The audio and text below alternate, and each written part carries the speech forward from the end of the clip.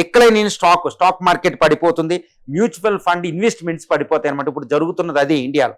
తర్వాత తర్వాత capital account deficit అనేది భారతదేశం ఇంపోర్ట్స్ బిల్లు పెరిగిపోతే ఎక్స్పోర్ట్స్ తక్కువ అవుతూ ఉంటాయి. కాబట్టి ఈ యొక్క ట్రేడ్ డెఫిసిట్ వచ్చి ఇండియా మీద చాలా భారం ఆర్థిక సంక్షోభం దశ కూడా వచ్చేది ఒక్కోసారి అయితే.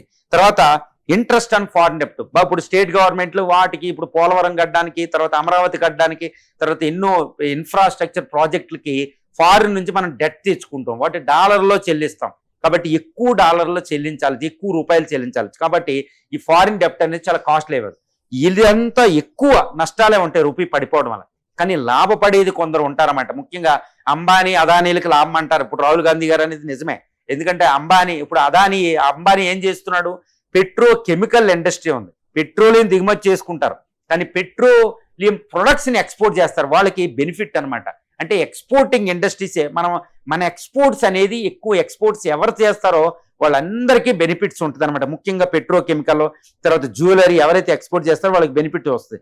తర్వాత ఎక్స్పోర్టింగ్ సెక్టార్స్ అన్ని బెనిఫిట్ అవుతాయి. ముఖ్యంగా IT, pharma, petrochemical industry benefit అవుద్ది. తర్వాత ఫారిన్ లో ఉండి ఇండియాకి ఎవరైతే డబ్బులు పంపిస్తారో రెమిటెన్సీస్ వాళ్ళకి ఎక్కువ బెనిఫిట్, ఎందుకంటే వాళ్ళు డాలర్లో పంపిస్తారు, ఇక్కడ ఎక్కువ రూపీలు పొందొచ్చు అనమాట.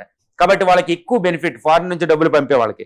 తర్వాత ఫారిన్ టూరిస్ట్, ఎవరైతే ఫారినర్స్ ఇండియా టూరిస్ట్కి వస్తారో వాళ్ళు తక్కువ డాలర్తో ఎక్కువ తిరిగేస్తారు అనమాట, వాళ్ళకి ఎక్కువ బెనిఫిట్. ఈ విధంగా లాభాలు నష్టాలు చాలా విస్తృతంగా ఉంటాయి. ముఖ్యంగా సామాన్యుడు ఇబ్బంది పడతాడు, ఎకానమీ ఇబ్బంది పడుతుంది, గ్రోత్ రేట్ కూడా పడిపోతుంది. కానీ లాభాలు పొందేది ఎక్స్పోర్టర్స్, రెమిటెన్సెస్ తెచ్చుకునే వాళ్ళు ముఖ్యంగా లాభాలు పొందుతూ ఉంటారు అన్నమాట. కాబట్టి రూపీ అనేది పడిపోవడం అనేది భారత ఆర్థిక వ్యవస్థకి మంచిది కాదు. కాబట్టి ఇండియన్ ఇప్పుడు రిజర్వ్ బ్యాంక్ ఎక్కువ డాలర్లే పొందే విధాల మార్గాలను చూస్తుందన్నమాట. కాబట్టి ఎక్కువ సేవ్ చేసుకోవాలి. ఎడిబుల్ ఆయిల్, పెట్రోలియం, ఈ గోల్డ్ కొనకపోవడం ప్రైమ్ మినిస్టర్ అందుకనే చాలా జాగ్రత్తగా ఈ విషయాన్ని చెప్పారు.